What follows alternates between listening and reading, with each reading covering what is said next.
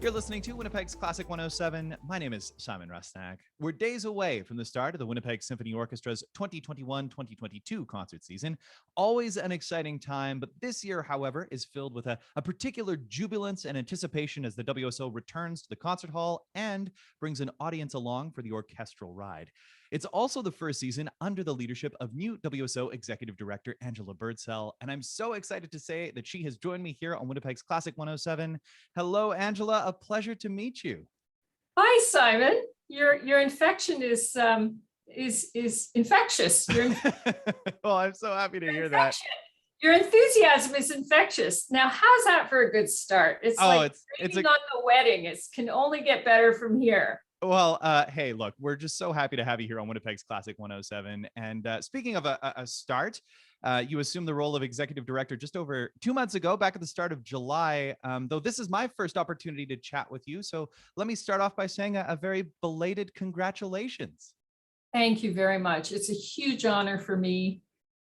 This has always been a very important orchestra in the Canadian landscape and one that's very near and dear to my heart. So I feel incredibly privileged to be asked to participate in the leadership of this organization. So thank you. How I know it's just started, but how are you enjoying the gig so far? I'm loving it. Honestly, you may know I have some background working with orchestras across Canada and in other parts of the world, and from the outside in, and I've spent many long hours in conversations with executive directors and CEOs and boards of directors and chairs and musicians, and I've always been quite impressed by the amazing commitment and the amount of work that it takes to keep one of these organizations going. And I frankly thought, oh, I'm not sure if I could ever do that or if I even want to do that. But when the opportunity came, it was the right place and the right time. And I feel unbelievably well supported by the team of staff here, by the board.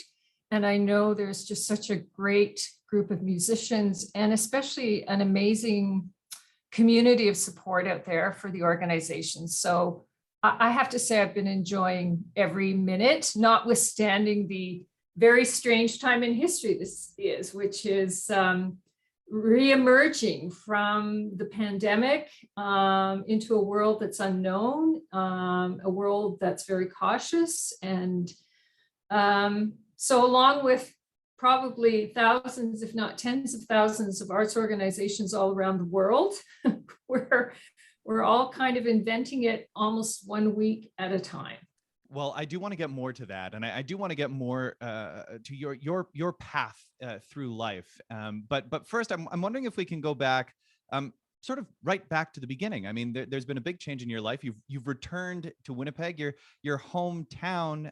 Can you talk more about the right place, right time, and what it's like to return to the city of Winnipeg? Well, starting with the recent past, yes, I came back in December because, like most people in the world, I was working remotely. I had different consulting clients in different parts of the world. And I'm at a time of life where I have family that, would be really great for me to be closer to, and they're here. And so I said, yeah, well, if I can work from anywhere, it does seem like the right thing for me to do to be back. I often thought, would I go back to Winnipeg and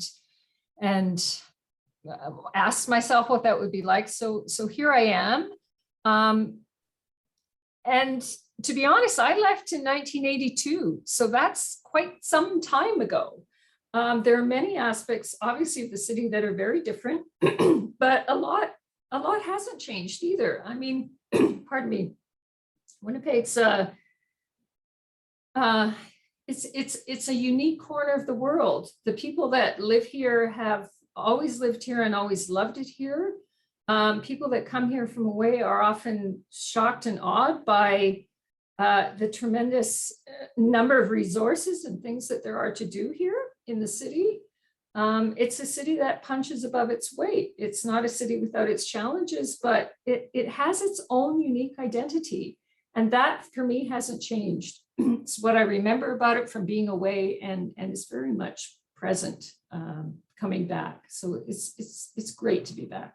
Oh, well, I'm so glad to hear that. And like you say, I mean, it really is just such a fantastic city, and we're thrilled to have you back in town. And I do want to chat just a little bit more about your leaving. You mentioned you left in 1982, and that was to pursue a music degree. Is that right? Well, initially it was to pursue a degree in French. Okay, I'm going to tell you a little secret about myself. The two subjects that I did the most poorly in school were French and music.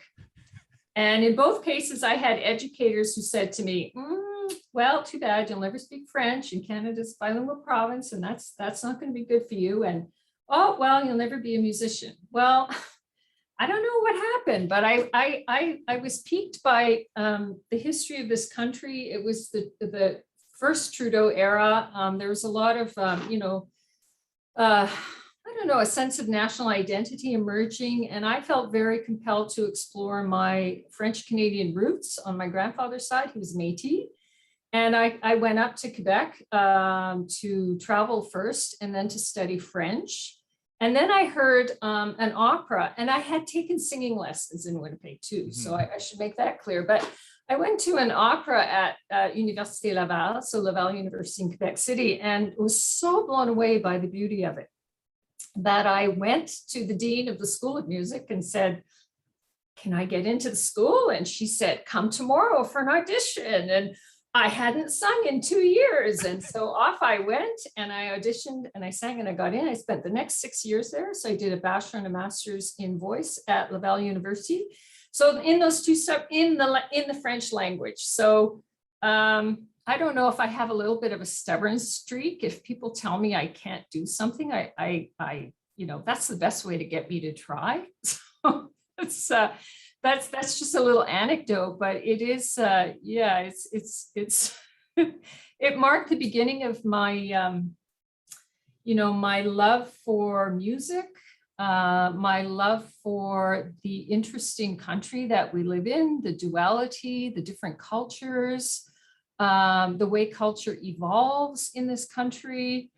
And I'm very privileged. I sang for many years, but I also worked in administration and started getting involved in arts funding and working with orchestras. So I was able to stay engaged in music and watch music grow and evolve in this country from a very broad, like high 40,000 feet perspective. But I've never stopped believing in the critical importance of musicians within a community and the role that they play in so many areas of life in terms of keeping us engaged in the arts, in terms of having students and having students have students, and composing and gigging and making instruments and there are many unseen impacts of having musicians in a community that really benefit us all so much as a society.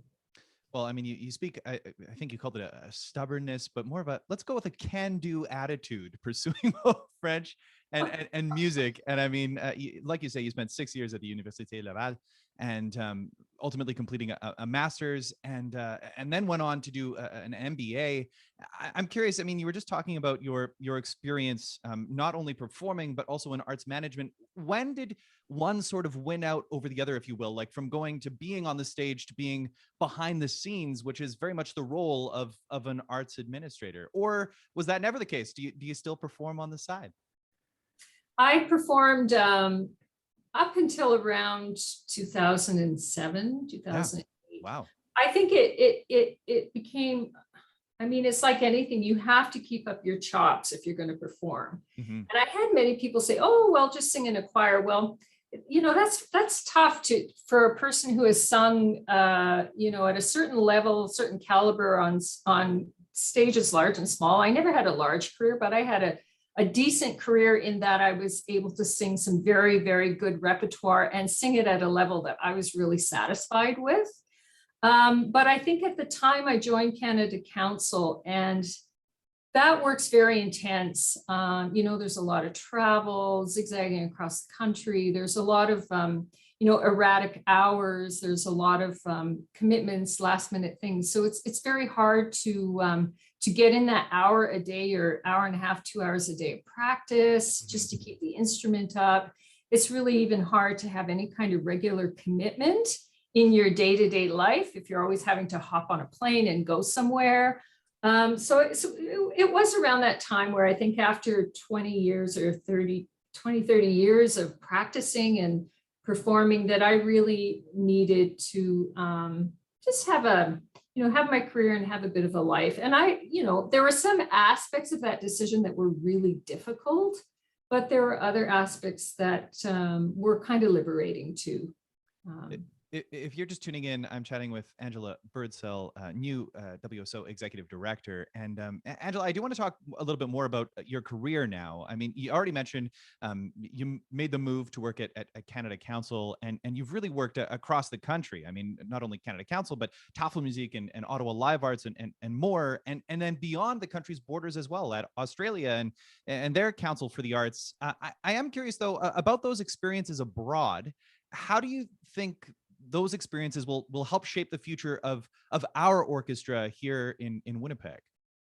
Very interesting. It's so different in Australia in terms of the funding model for orchestras. I don't know if you recall, but in the old days, Canada used to have the CBC Broadcast Orchestra. Yeah, of course. Australia had the ABC, Australian Broadcasting Corporation, and they had broadcast orchestras, but they had one in every state. So there's 6 states and 2 territories in Australia. And so every state had its own broadcast orchestra, full-time, full complement of orchestra members. And at some point in time, the ABC decided it wanted to divest itself of those orchestras and move them over to the government and then the Australia Council for funding. So how can I say, it's almost like black and white in the sense that in Canada, our orchestras rely on many moving parts when it comes to revenue. We rely on roughly 30% of government funding from 3 different levels of government. We rely on earned revenue through ticket sales, et cetera, and we rely on philanthropy. And those percentages for most organizations, orchestras, are roughly 30, 30, and 30. And that's very tough on an organization because there are so many different stakeholders that you have to, you have to communicate with, you have to address, you have to respond to, et cetera.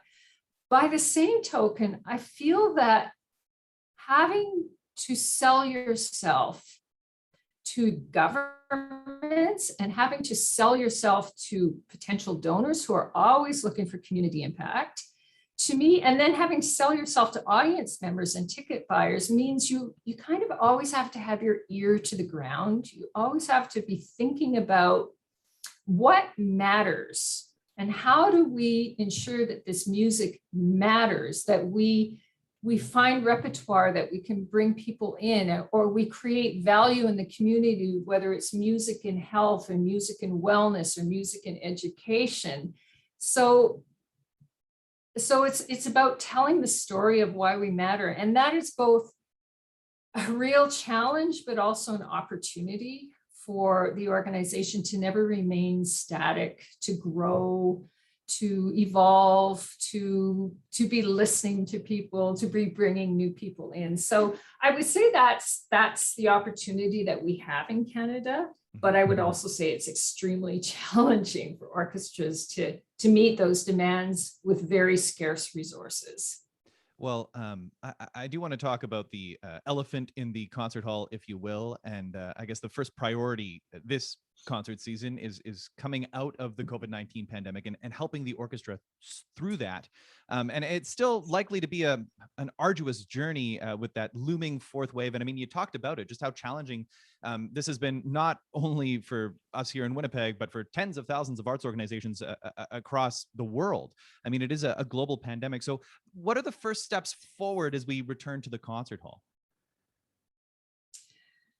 If you feel safe coming, please come. That's the first step, is so to get true. that message out. I'm asking people, please share on social media, please share with all your networks, please get people to come and listen to the orchestra and take those little steps. And here's, because it is going to be challenging. I mean, I think from now till Christmas, most organizations are counting on 20 to 30% of capacity. And if we're lucky, 50 to 60% after Christmas. So that's a huge, huge, huge challenge for us.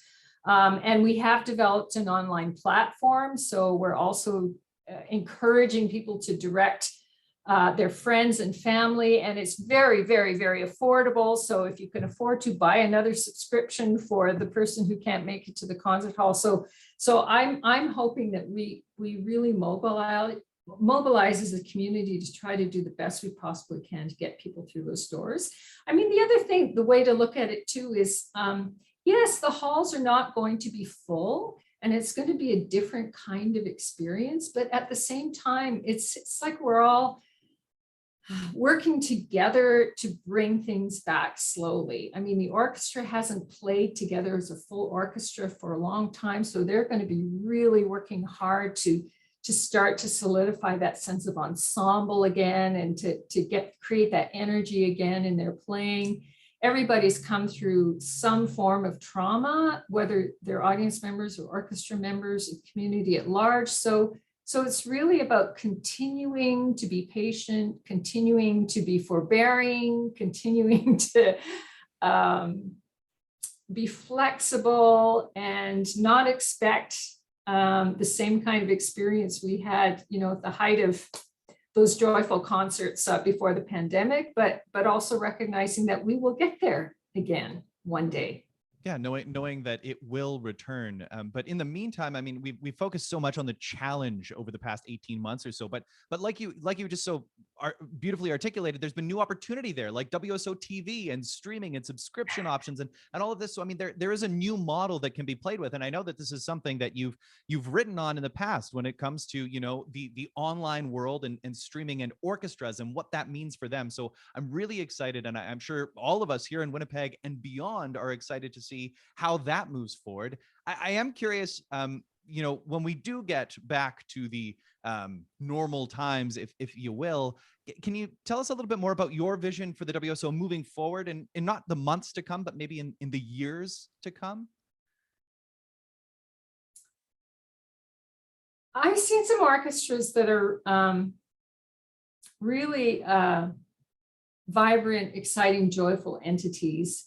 And they tend to be the ones where they have a variety of really creative projects. They might be multimedia projects, they might be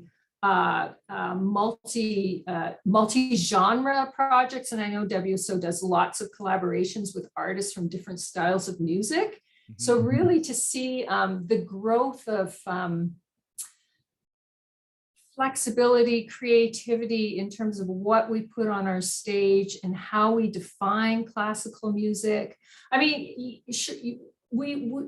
anyone who knows the symphonic world is aware of the global proliferation of programs based on the Venezuelan Sistema program, where you've got these amazing social development programs through orchestral music, and these young kids from some of the many tough neighborhoods learning the instruments 5 days a week and developing as young leaders, but also developing musical skills, and we know that the purpose of this program is not to try to cultivate young Mozarts or more symphonic musicians. But what we do know is that the face of music, of orchestral and classical music, is going to shift and change as more and more people from different cultures and backgrounds become involved with a deep love for the music. So I'm really interested to see what role we can play to continue to foster an open mind and spirit about what orchestral music and classical music is, while celebrating the amazing classics that to me are timeless, that still have relevance today and still reach us in ways that words and other other types of media can't. So it's about honoring the past and also being really open to a really dynamic future and seeing what kind of role we can play in that.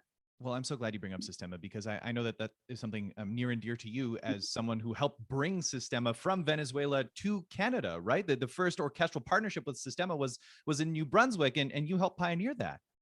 Well, I honestly cannot take the credit. Ken McLeod is the Sistema guru for Canada. And the man was visionary. Honestly, he was the president of the New Brunswick Youth Orchestra. He went to Venezuela for a week or two, brought half a dozen folks, and they toured the main programs. He sat down with Jose Abreu, the founder of Sistema, and a number of the key folks. And by September of that same year, had a Sistema program up and running in Moncton, New Brunswick. I think they started with 100 kids or 150 kids. And this program now has 1,000 kids in New Brunswick in 8 different communities. Yeah, it really is such an outstanding program. And I mean, ours here in Winnipeg, run by Naomi Wu as music director, and Jeffrey Acosta and Brent Johnson. And I mean, the team at WSO and the outreach that they're doing, it really is fantastic. And it's always a joy to bring the students on air and hear their playing, whether they're remote concerts or otherwise, but just to hear the music making that is going on, but also just fostering talents and like you say, not building the next Mozart, but just, laying a great foundation for skills that you'll use in a wide variety of applications, which is just what's so outstanding about it. So I'm so happy to hear that that's a priority moving forward. There was this great interview on YouTube from 2019 or 18, I can't remember, and they interviewed one of the young girls in the program, and I'm sorry I don't know her name, and it was before they were playing on the stage of the concert hall in front of the orchestra. And the interviewer said, "How do you feel about the performance, today? Like, are you nervous?" And she said, "I'm really scared, but I'll try my best." And that to me just sums up what that program's about and the kind of, and what those kids learn from. Well, I mean, I just want to take a moment, Angela, to thank you so much for taking the time to chat with me at Winnipeg's Classic 107. And yes, the WSO returns to the concert hall this weekend. It's your first year as executive director of the WSO. Wishing you well this year and into the future. And we'll have to have you back on regularly. Thanks for taking the time today. I would love that. And thank you so much for your support and for your support of WSO and classical music. We really appreciate it. And nice to meet you. Nice to meet you as well.